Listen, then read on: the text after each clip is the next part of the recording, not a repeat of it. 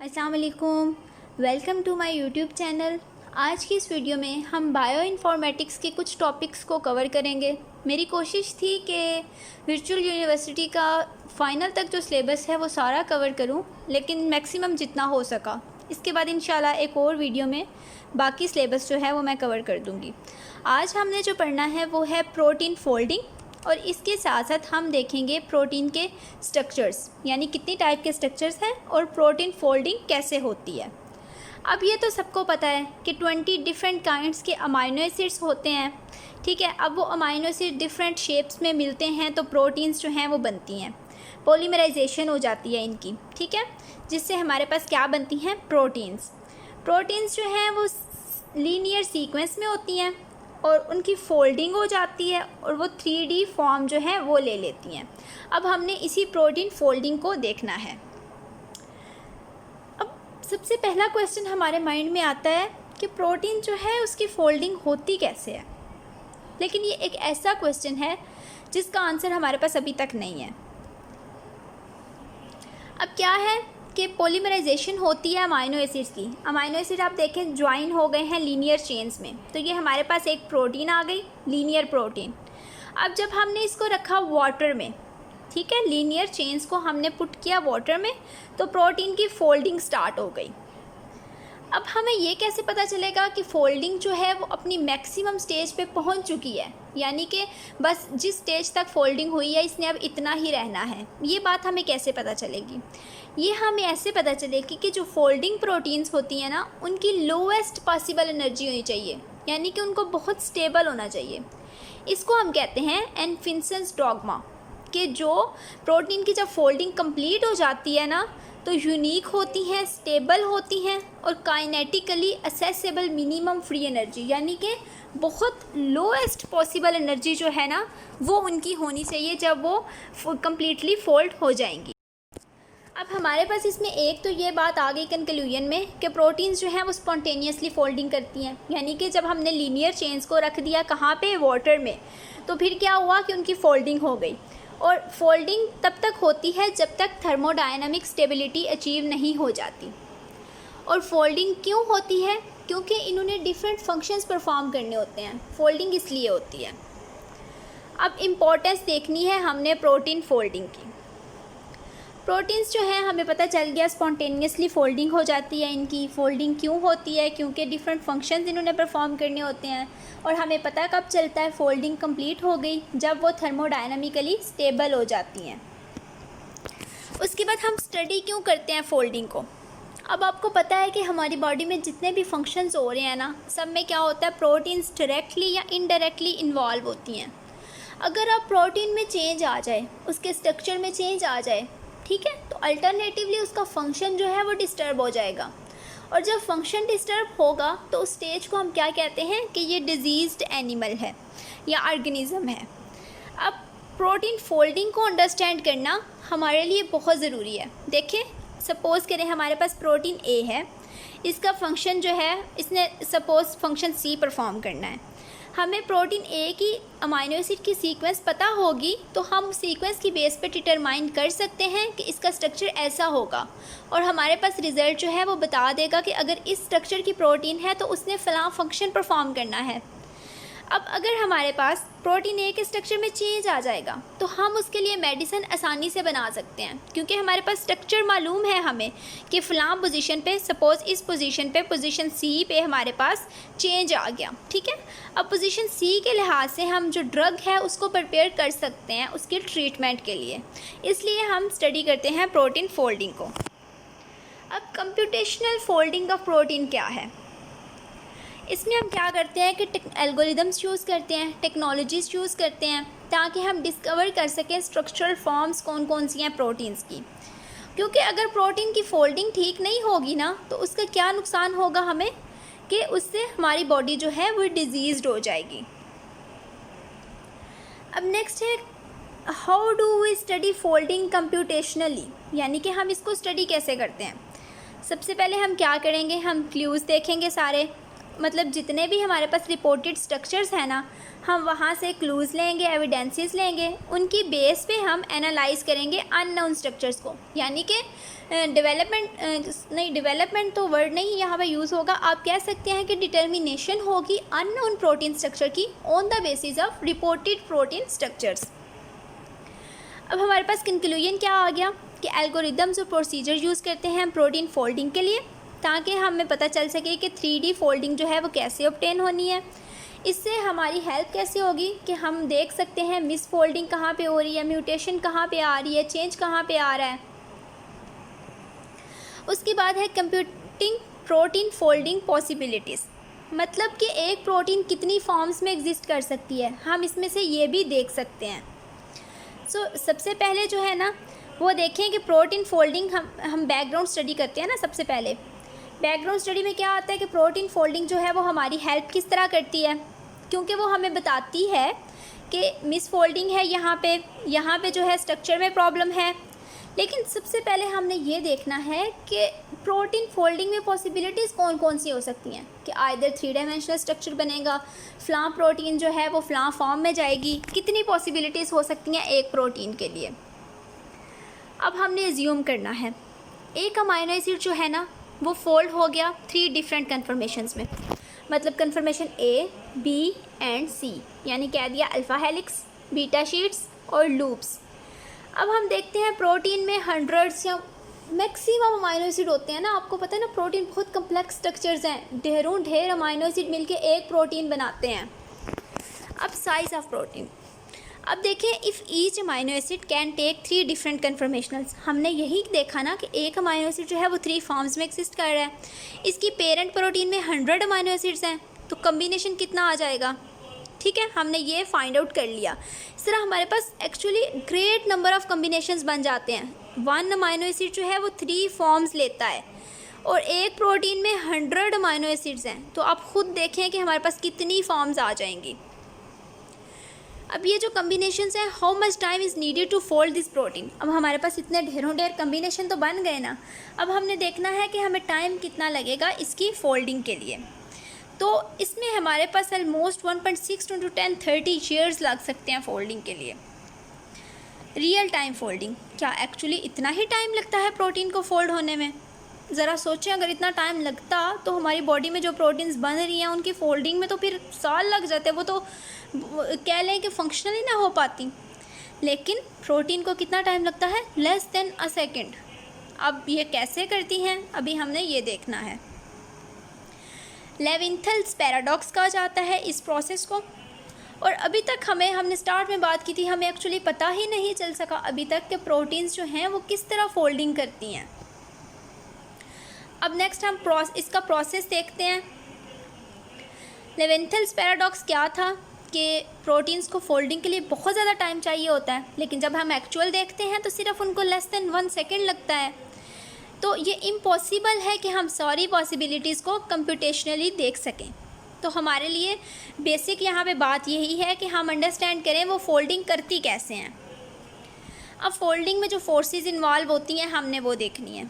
सबसे पहले हैं इलेक्ट्रोस्टैटिक इंट्रैक्शंस, वंडरवॉल फोर्सेस हैं, हाइड्रोजन बॉन्ड्स हैं, हाइड्रोफोबिक इंट्रैक्शंस हैं। ये फोर्सेस आप सबने पढ़ी होंगी, अगर किसी को इसके बारे में कोई मिसकंसेप्शंस हैं तो आप पूछ सकते हैं।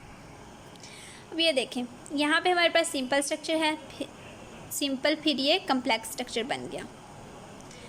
अब ये एनफिन्सन्स एक्सपेरिमेंट, ये देखें नेटिव राइबोन्यूक्लियस है, यानी कि ये कम्प्लेक्स फॉर्म में है, इसकी डीनेचरेशन हुई, इसकी फोल्डिंग जो है वो ख़त्म हो गई।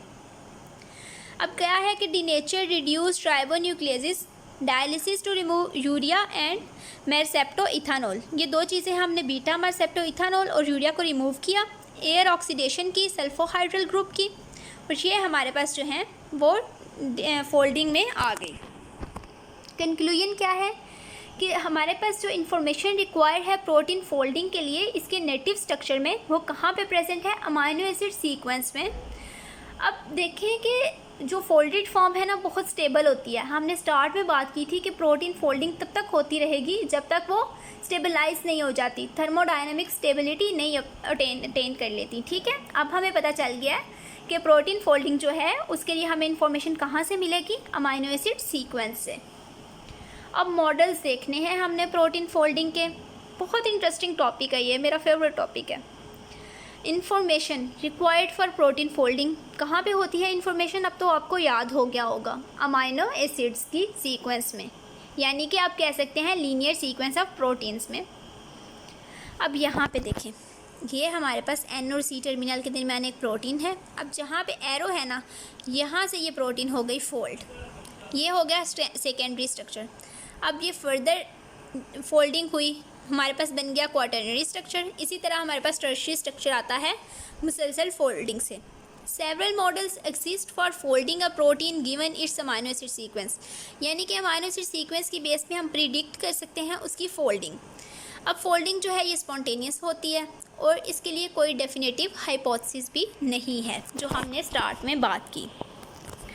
अब हमने देखने हैं प्रोटीन स्ट्रक्चर्स। बेसिकली आपको पता है प्रोटीन के स्ट्रक्चर्स जो हैं वो 4 टाइप्स के हैं।